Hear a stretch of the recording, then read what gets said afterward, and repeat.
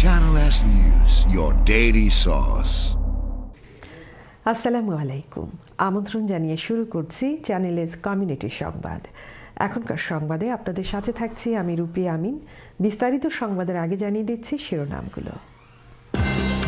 10টি দলের অংশগ্রহণের মধ্য দিয়ে সম্পন্ন হলো করবী মুসলিম কমিউনিটির চ্যারিটি শিল্ড ফুটবল টুর্নামেন্ট 2026। 10টি দলের অংশগ্রহণের মধ্য দিয়ে সম্পন্ন হলো করবী Muslim community charity shield football tournament 2026। ফাইনালে বেঙ্গল বোলার্স এফসিকে 1-0 গোলে হারিয়ে খেলায় চ্যাম্পিয়ন হয়েছে বেঙ্গল টাইগার্স এফসি। খেলাধুলার পাশাপাশি এই আয়োজন থেকে সংগৃহীত অর্থ ব্যয় করা হবে চ্যারিটি কার্যক্রমে। করবী থেকে ফিরে বিস্তারিত জানাচ্ছেন এহসানুল ইসলাম চৌধুরী শামীম। ফুটবল প্রেমীদের সৌরভ উপস্থিতি আর উৎসব মুখর পরিবেশে করবীতে যেন বসেছিল এক মিলন মেলা। করবী ফুটবল খেলা হয় সবসময়। আমি আজ দেখা করবী থেকে আইছি, খুব ভালো লাগে দেখতে। খুশি লাগে যে বিভিন্ন টাউন থাকিও সবে আইসন খেলা দেখবার লাগি, আমরা আসলে এনজয় করা। করবী মুসলিম কমিউনিটির উদ্যোগে আয়োজিত চ্যারিটি শিল্ড ফুটবল টুর্নামেন্টে অংশ নেয় মোট 10টি দল।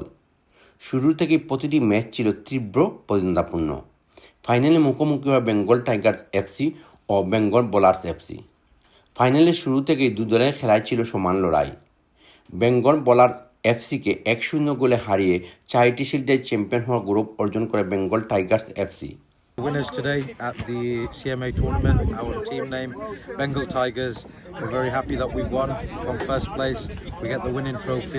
খেলা শুরু হওয়ার আগে করবী মুসলিম কমিউনিটির চেয়ারম্যান ইউসুফ চৌধুরীর সভাপতিত্বে ও সেক্রেটারি মুজিবুর রহমানের পরিচালনায় অনুষ্ঠানে অতিথি হিসেবে উপস্থিত থেকে বক্তব্য রাখেন নর্থাম্পটনশায়ারের deputy lieutenant Mrs Alexander Wallace DL, Greater ম্যানচেস্টারের deputy lieutenant Mujahid Khan MBE-DL, নর্থাম্পটনশায়ারের high sheriff Roger Butler Esquire, Corby town কাউন্সিলের মেয়র কাউন্সিলর স্টিভ ব্রায়ান, নর্থাম্পটনশায়ারের police fire and crime commissioner Daniel Stone ও নর্থাম্পটন টাউন কাউন্সিলের deputy mayor councillor Enamul Haque. I've had an amazing day. As I shared in my speech earlier, I'm very biased when it comes to sport, but it has a huge power to unite people in a wonderful charity football tournament, and I hope they raise a little bit of money for the masjid, and lots of wonderful guests here, lots of families here, so it's really good atmosphere.